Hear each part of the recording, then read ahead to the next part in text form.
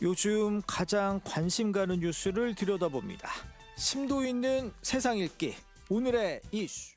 6월 3일에 치러질 대통령 선거가 채 한 달이 남지 않았습니다.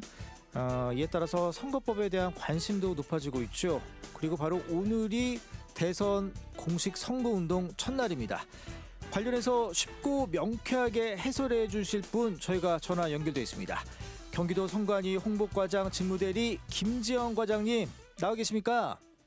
네, 안녕하세요. 네, 과장님. 이른 아침에 전화 연결해 주셔서 감사합니다. 예, 감사합니다. 예, 우리 OBS 청취자분들을 위해서 소개 부탁드리겠습니다. 네, 저는 경기도 선거관리위원회에서 홍보과장과 총무과장을 겸임하고 있는 김지현이라고 합니다. 예, 과장님, 이거 선거철 때마다 이게 선거법에 저촉되는지 아닌지 이게 알쏭달쏭한 것들이 참 많거든요. 네. 중앙선거관리위원회가 지침서를 냈다고 해요. 예.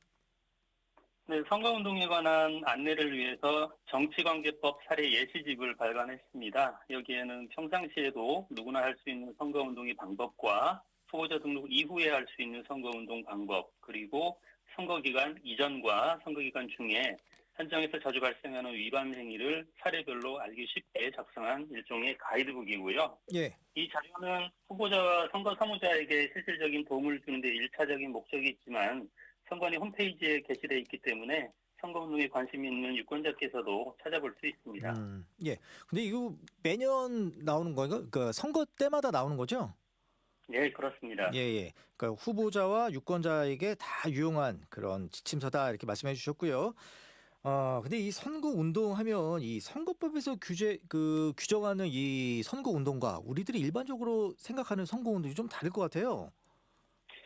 네, 일단 행정용어이기 때문에 예. 조금 이제 보통의 개념과 좀 다른데요. 일단 선거법에서는 당선되게 하거나 당선되게 하거나 되지 못하게 하기 위한 행위라고 규정을 하고 있고 예.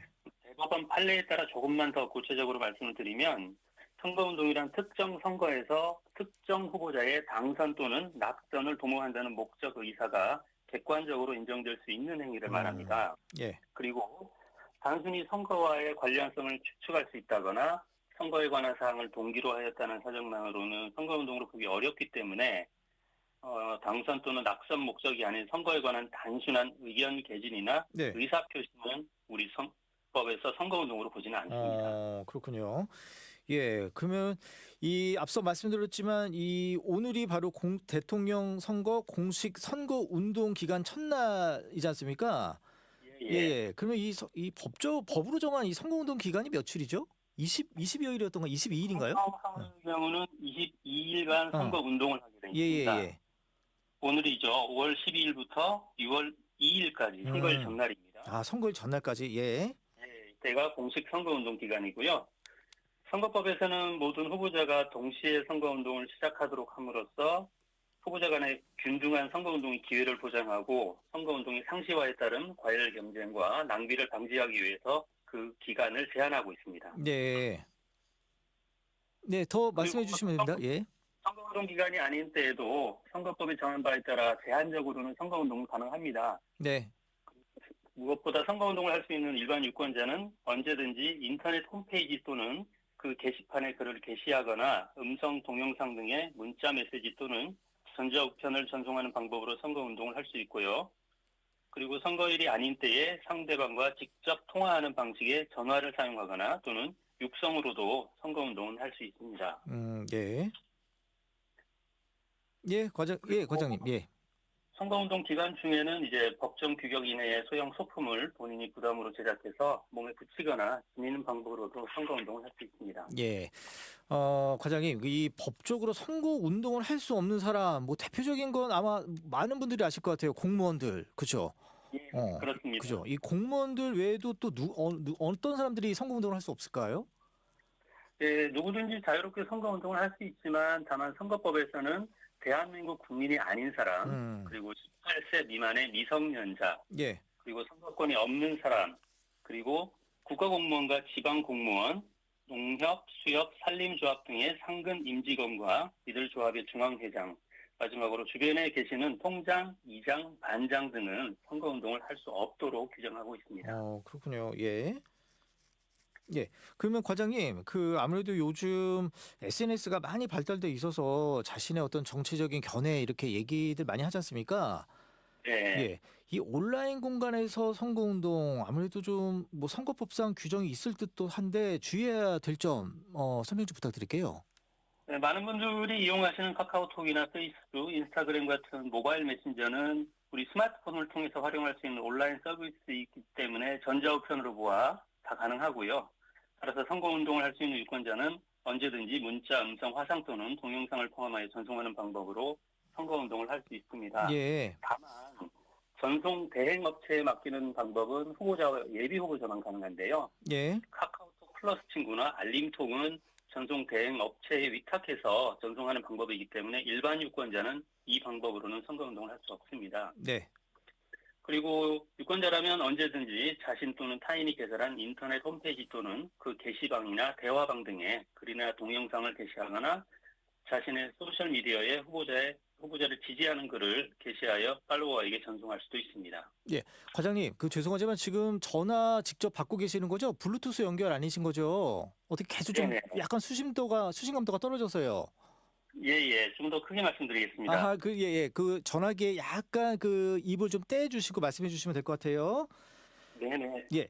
과장님, 선거 기간에 후보자들이 거리에서 명함 나눠주는 거 많이 보잖아요. 예. 예. 선거 공보물도 배달되고 이때 좀 후보자들이 좀 지켜야 될 규칙들 뭐가 있을까요? 후보자는 선거운동을 위해서 선거벽보와 선거공보 그리고 명함을 제작할 수가 있습니다.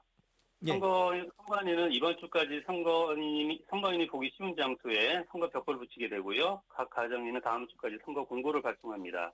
여기 선거공보에는 출제면에 후보자의 재산 상황과 병역사항 그리고 최근 5년간 소득세 등 납부 실적 그리고 전과 기록 등을 의무적으로 게재를 해야 예. 됩니다. 예, 과장님. 그리고 명함과 관련해서도 한 가지가 있는데요. 명함은 후보자 이외에도 교부를 할 수가 있습니다. 그 후보자의 배우자나 후보자의 직계준비소 그리고 후보자와 같이 다니는 선거사무원 등도 후보자의 명함을 배부할 수 있습니다. 예. 과장님, 공식 선거 운동 이전에, 그러니까 제가 제 개인적인 경험을 말씀드리는 건데, 한 지난 주말에 우리 후보로 나올 예정인 모 후보로부터 손편지 같은 거를 프린트물로 받았어요. 그런 거는 예. 괜찮나요? 일단 선거운동을 할 수 있는 사람이라면 선거운동 기간에는 가능하고요. 예. 손편지 같은 경우는 일단 말이나 일단 그 상황을 한번 봐야 될 텐데 그 주체를 이제 선거운동을 할 수 있는 예비 후보자 같은 경우는 가능할 겁니다. 그래요. 예비 후보자였거든요. 그럼 가능하겠군요. 예. 알겠습니다. 근데 요즘 이제 앞서 저도 오늘 출근할 때 보니까 현수막들 많이 걸려 있던데 이 후보자들 선거 운동원들 어깨띠 많이 두르잖아요. 이런 것도 선거법 규정 엄밀히 따지면은 좀 엄격할 것 같기도 해요. 네, 후보자와 그 배우자, 선거사무원 등은 선거기간 중에 후보자의 사진이나 성명 기호 등 홍보에 필요한 사항을 게시한 어깨띠나 윗옷, 표찰, 마스코트 등을 입거나 붙이고 선거운동을 할 수 있습니다. 예. 그리고 앞서 말씀드렸습니다만은 일반 유권자께서도 길이와 너비, 높이 각 25cm 이내의 소형의 소품을 본인의 부담으로 제작 또는 구입하여 휴대할 수도 있습니다. 그렇군요. 이제 아마 이런 선거벽보뿐만 아니라 직접 후보자들이 거리에서 유세하는 현장 모습 이런 것도 많이 보시게 될 텐데 이런 게 또 시간, 장소 구애를 받을 것 같습니다. 이거 좀 정리 좀 해주세요. 네, 말씀하시는 공개 장소 유세가 오늘부터 시작이 되고요. 이와 네. 관련한 민원도 많습니다. 그렇죠. 우선 후보자와 선거사무원들은 누구나 오갈 수 있는 공개된 장소, 예를 들어 도로변이나 광장, 시장, 공원, 운동장 등을 방문해서 지지를 호소할 수가 있고요. 이때 확성장치를 사용할 수 있습니다. 다만 국민의 평온한 생활을 보장하기 위해서 공개장소의 연설대담은 오전 7시부터 11시까지만 가능하되 확성장치는 오후 9시까지만 사용이 가능하고요. 예. 만약에 음향 출력이 없이 화면만 표출한다면 11시까지도 사용할 수는 있습니다. 그러니까 오후 11시요. 그죠? 예. 그럼 11시. 예.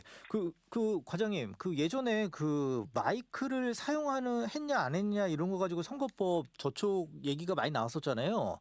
이 그렇습니다. 공식 선거 이후에는 마이크 사용 여부가 그 공식 선거로 기준이 되는 거죠? 네, 맞습니다. 육성으로는 사전에 선거운동을 할 수도 있었지만 그 확성장치를 사용하게 되면 규제가 됐고요. 오늘부터는 확성장치도 사용 가능합니다. 아. 다만 9시 이전까지입니다. 예, 그렇군요. 아, 이제 그 후보들 간의 어떤 법적 다툼도 적지 않이 이제 기사화 될 텐데 이게 대표적인 게 이 비방, 뭐 허위사실 공표 이런 거 아니겠습니까? 이 선거법상 되게 그렇습니다. 엄격하게 규정이 돼 있을 것 같아요. 예, 인쇄물이나 온라인상에서 상대당 또는 상대 후보 낙선을 목적으로 한 허위사실 공표와 후보자 비방에 대해서는 굉장히 엄격하게 단속을 하고 있고요. 예. 최근에는 딥페이크 영상을 이용하여 선거운동을 할 수 없도록 제한하는 규정이 신설되기도 했습니다.